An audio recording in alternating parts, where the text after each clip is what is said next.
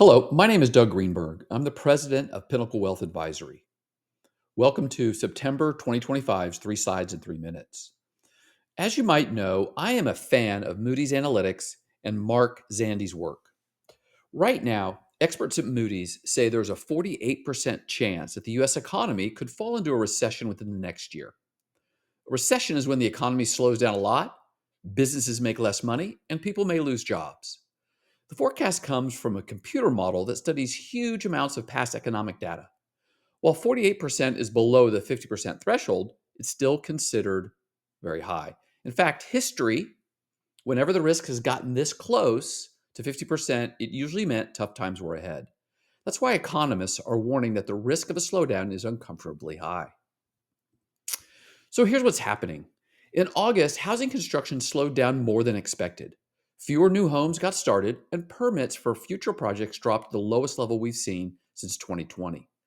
This tells us that builders are pulling back a bit, probably because of higher costs and weaker demand. Now, it's not all negative. The West and Northeast saw some growth, but the South and Midwest fell off pretty sharply. The key takeaway is this: housing is cooling, but the overall economy is still on track to grow around 2.2% in the third quarter. Consumer spending is growing a little more slowly at 1.3%, which shows people are being more careful. The numbers remind us that housing is a leading indicator. When building slows, it often points to where the economy is headed next.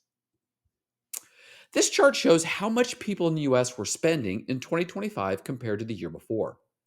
At the start of the year, spending jumped up and down sharply.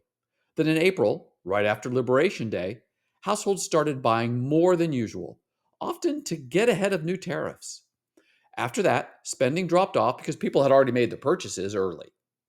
Through the summer, spending returned to more normal levels, but by August, the growth was slowing again.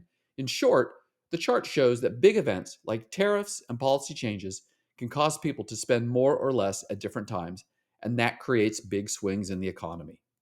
It's about 15 minutes until the Fed announces its position on rates.